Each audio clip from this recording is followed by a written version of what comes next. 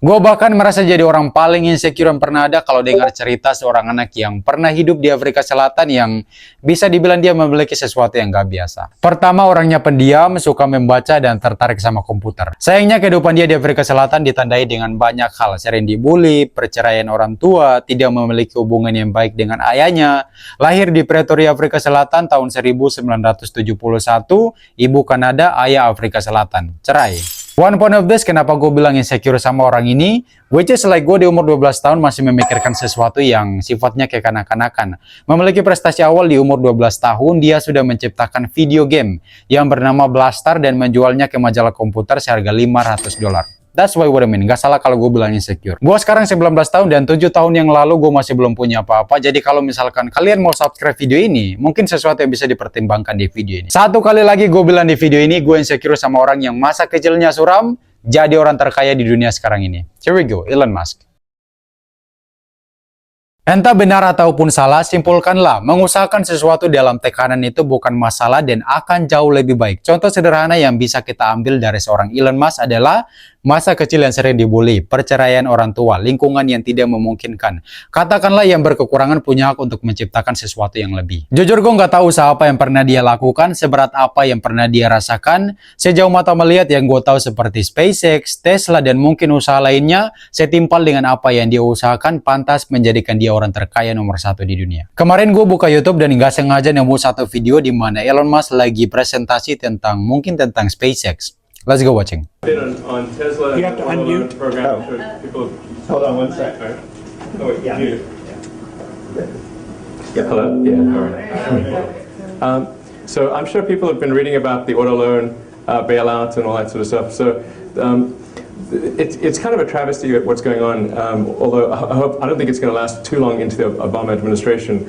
There was a $25 billion loan program that Congress approved to fund the development of energy-efficient vehicles, essentially to wean ourselves off oil. And ironically, the big three then came to Washington and said, "No, give us that money for our day-to-day operations building gas guzzlers," which is obviously a sort of a version of the intent. Unfortunately, with the job situation being the way it is, Congress has acceded to that demand and is, my understanding, currently giving 15 of the 25 billion to the big three to fund their day-to-day operations, which I believe gets them to about February. I'm not kidding. It's not even an exaggeration. Although the Speaker, Speaker Pelosi, has also said that as soon as the new administration comes in, they're going to replenish that fund. So I think it'll be okay. But certainly, if you have the opportunity to express to anyone in DC or in the press the importance of developing clean energy vehicles, please take the opportunity to do so. And in the case of Tesla, Tesla actually is not applying for any bailout funds, although some of the press have mistaken that. What Tesla has done is applied for funding to develop lower-cost mass-market vehicles, and it's essentially the exact intent of the legislation. And so hopefully there's still some money left over to actually do that after the big three have taken what they will take.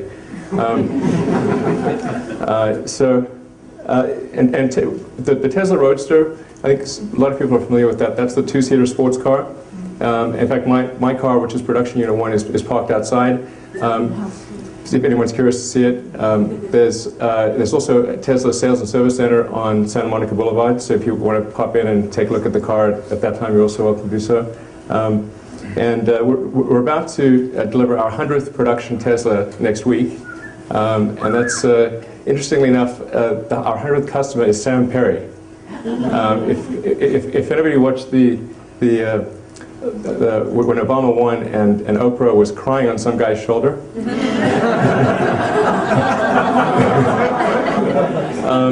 That same guy's our 100th customer. So it's a bit like Zelig. I mean, he's sort of everywhere. So anyway, he's a really great guy and lives in the Bay Area. He's going to take delivery of his car on Tuesday. So I'm going to hand him the keys personally and thank him for being a customer. So. And there's an important point about Tesla, which is whenever somebody buys the Tesla Roadster, even though it's a $100,000, $109,000 sports car, and it's kind of a fancy sports car, every penny that Tesla makes goes into development of lower-cost mass-market vehicles. So the company doesn't issue any dividends, nor will it ever. My salary is minimum wage. So I'm a volunteer, basically. It's just an important point because sometimes people think, well, gee, what's the point of making these expensive cars, which are sort of toys for rich people? How is that really helping the environment? The important point to bear in mind is that when you have new technology, it takes time to optimize that technology. If you think back to the early days of cell phones or laptops or pretty much anything new, it's expensive in the early days. Because the first job with a new technology is you've got to make it work. And you make it in small volume, you sell those cars. But the critical point is that you can't get to the low-cost cars unless you start with the expensive cars. And that's a point that's sometimes lost. Anyway, that's enough on Tesla. I'll jump into the space stuff. And I'll kick it off with our last flight video. Fuel turned off, actuator set. You got it.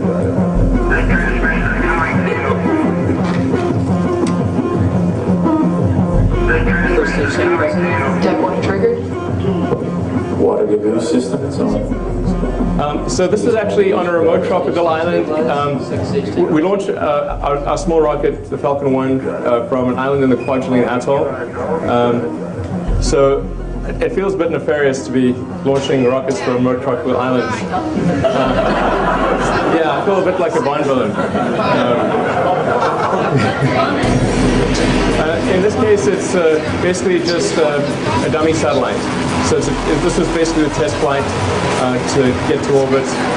So this is actually our fourth flight. So the flights 2 and 3 made it to space, but they didn't make it all the way to orbit. And it's actually a lot harder to get to orbit than it is to get to space. You can get to space just by going up to Mach 3.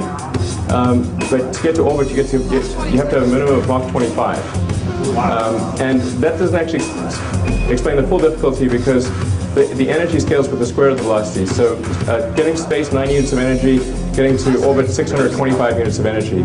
It's about 70 times harder to get to orbit than to get to space. And that's why there's only been about half a dozen countries in the world that have actually reached orbit. So this is actually the first completely privately developed rocket to reach orbit. And also the first privately developed liquid fuel rocket to reach orbit. This is the Falcon 1. It's named Falcon after the Millennium Falcon from Star Wars. It looks nothing like it, but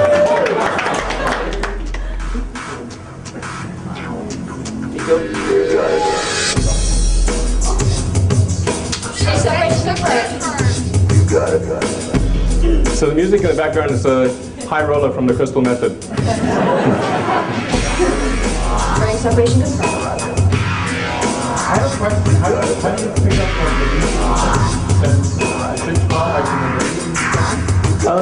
Actually, with rockets, the only semi-reusable rocket in the world right now is the space shuttle. And I say semi-reusable because the main tank is actually thrown away every time.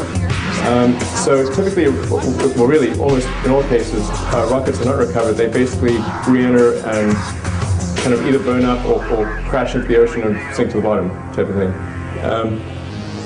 Now with Falcon 1, our intent is to recover the first stage, which unfortunately we weren't able to do in this flight. The telemetry coming down showed that it didn't have enough thermal protection, so it actually ended up burning up. We need to increase the thermal protection.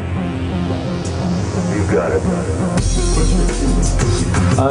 The fuel is high purity kerosene, so it's sort of a very clean form of jet fuel, basically, with no sulfur content.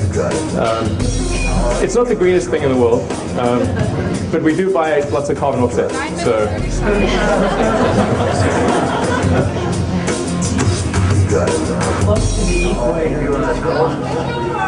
it's 9 degrees north latitude. Yeah. You're making use of the turning of the Earth to help? Yeah, exactly. We're making use of the Earth's rotation to help with the insertion velocity.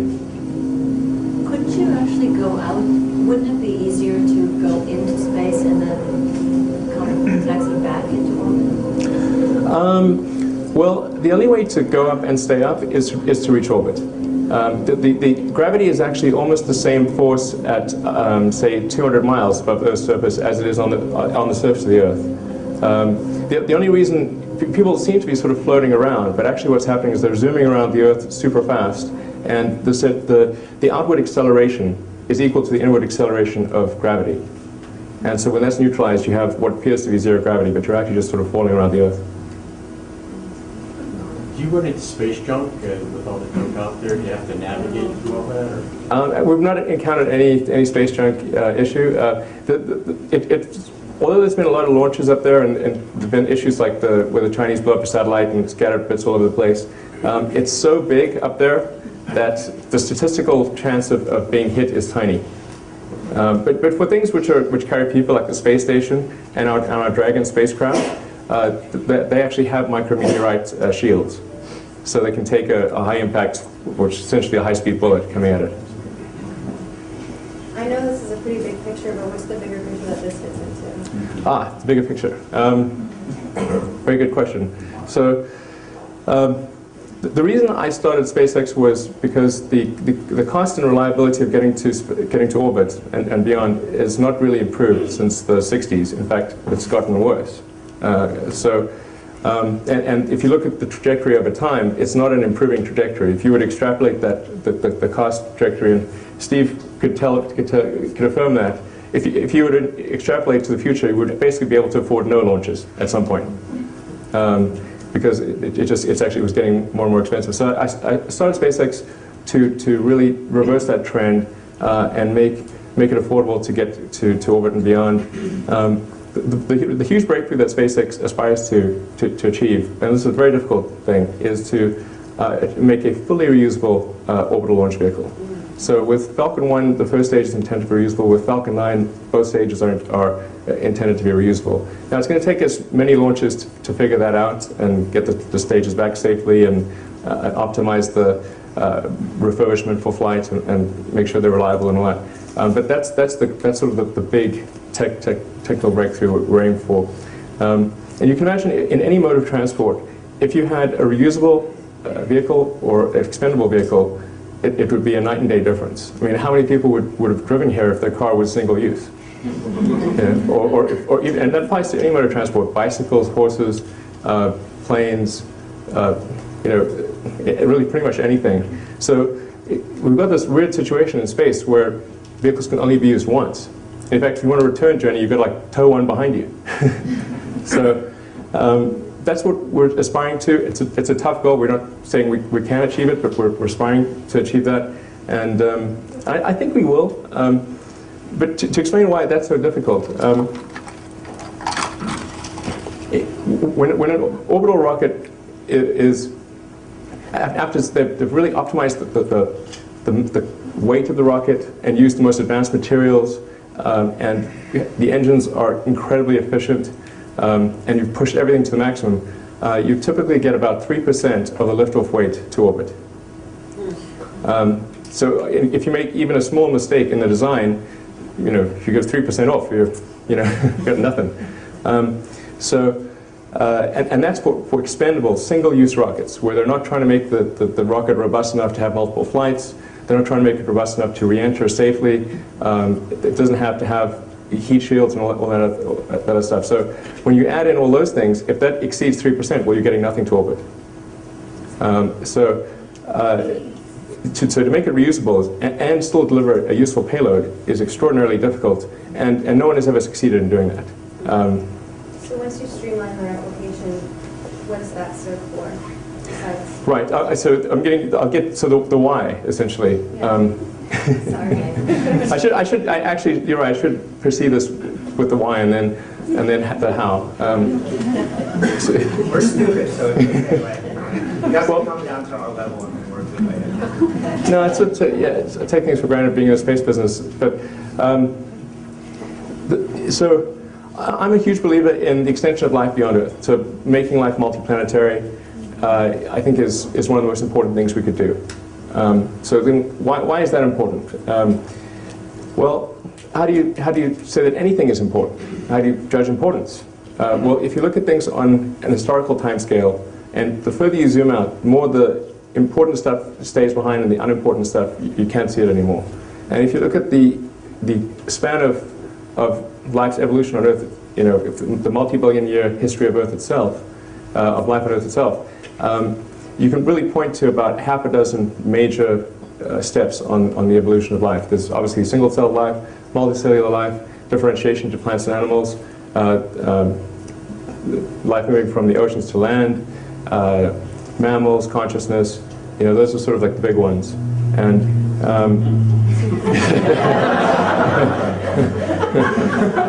well, that's why we're here talking. On that scale also would fit, I think, the extension of life to multiple planets, so life becoming multiplanetary. It would be at least as important, if not more important, than life going from the oceans to land. You know, at least oceans to land, you could jump back in the ocean if you got uncomfortable. But going to another planet, you've got to go over, you know, billions of miles of hostile space and then land and try to create an ecology on a planet that is nothing like the planet that we live on today. Although our current planet may become more like that planet if we're not careful.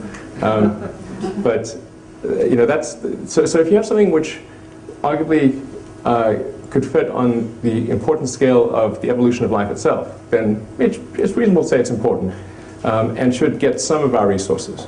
And they say, well, what is some of our resources? Well, probably, like, you know, less than what we spend on Medicare and more than what we spend on lipstick. You know, you can sort of bracket it. So we spend a lot on lipstick, by the way, which I think is great. But if you said, well, maybe we should spend 0.25% of our economic product on the extension of life to another planet, making life multiplanetary, I think that would be like a reasonable number. And you know, that's you know, several tens of billions. So and I think it could be done for that.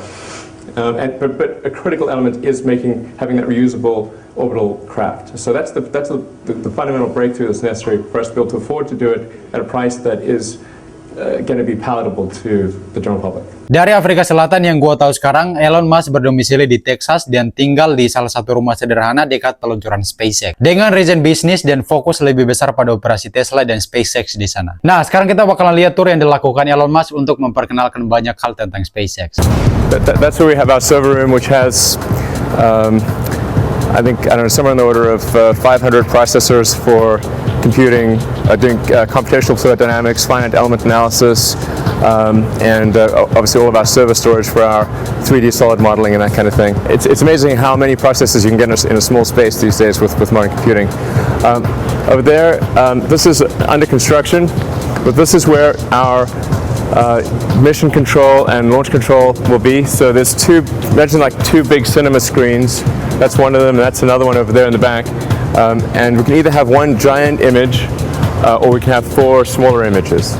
So this whole thing is going to get laid out, and there's going to be a glass tile floor which is illuminated from below, and these cool desks with kind of blue lights. It'll look really pretty neat. So this area is where we do all of our inspection. And it's climate controlled and particulate controlled, so because metals expand and contract at different temperatures, so we always want to make sure this room is at exactly 68 degrees for doing our precision measurement. And wherever possible, we try to design a part in 3D, to manufacture it in 3D, and then to inspect it in 3D. So we minimize the number of 2D to 3D conversions. Occasionally something's better in 2D, but mostly it's better in 3D. So here we are, and temperature just went down a whole lot because we're in our precision control area. And what that machine is going to do is it's going to inspect that part down to within thousandths of an inch to verify that everything was machined as it should have been. So what we have here is, that's a mass simulator of the Falcon 1 first stage engine. That's a mass simulator of the second stage engine over there. And we have what's called a full hardware-in-the-loop simulation of the vehicle. So from an avionics and electronic standpoint and from a steering standpoint, the flight computer and avionics think that they're flying the vehicle to space, and then we verify that they've done the computer's actually done all the things it's supposed to do to make the rocket get successfully to space. So here we're in our avionics test facility. That's where we do test avionics of all sizes and shapes. So here we have a bunch of thermal cycling chambers that'll take parts and put them through 50 thermal cycles to verify that things are going to be okay. And the temperature environment in space is much worse than the ground because you don't have air to even out the temperature. So you could actually have something could be in searing sunlight or blackest night, and it's got to be able to handle much more of a temperature range than it would on Earth. That's a thermal vacuum cycler, so it'll test both. It'll test that part in vacuum going through the temperature cycles. That's our shaker room. It's got two small and a big shaker, so we can simulate the enormous acoustic and vibrational loads that parts experience during the rocket takeoff. And that's really where things tend to break more than any other place. Hey, how are you? Good. We're just doing a little video blog thing of what's that. Yes, exactly. I'm Elon. I'm an avionics engineer. What I'm doing here right now is to set up for a test upcoming of our second stage that we're going to send out to Texas for a hot fire. What you see here is our electrical ground support equipment, a copy of what we actually have out on Quadrant on the launch pad. We do exactly a one-to-one replica here to test out the stages before we send them out. So we will be putting the stage to its paces tomorrow, and we're just doing some preparatory work right now. Yeah, this is our electromagnetic interference test chamber. It looks vaguely like a torture chamber, but it's basically set up so that when we can take our rocket or spacecraft and put the section here with all the antennas and radios, because there's like a dozen radios on the vehicle, various, or either transmitters or receivers of various kinds, and we're going to make sure they don't interfere with one another and that they've got good. We can sort of verify that the signal that's going out is going to be well received by the ground, and that's what we use this chamber for. It's really great. Pernah nggak sih kalian kalau lihat satu pencapaian seseorang segampang yang kita lihat dan merasa bisa melakukan hal yang sama? Penuh setidaknya gue buat video kayak gini mungkin menurut kalian gampang-gampang aja, tapi penuh usaha juga untuk bisa bikin skrip kontennya, ngedit berjam-jamnya, nyalakan kamera, ngomong depan kamera kayak gini, sampai titik terakhir di mana gue bisa upload video ini ke YouTube. Mungkin itu satu contoh kecil dari 1000 kali lipat yang bisa kita ambil dari seorang Elon Musk. Gue masih nggak tahu, mungkin ada banyak pencapaian, dan dengan keterbatasan gue simpulkanlah Elon Musk memiliki kekurangan dengan banyak kelebihan. Bukan berarti gue mengambil satu keuntungan di balik cerita orang lain, tapi di sini gue hanya ingin mengusahakan sesuatu biar bisa menjadi yang lebih baik dari yang sebelumnya. Jadi kalian jangan ragu untuk subscribe video ini.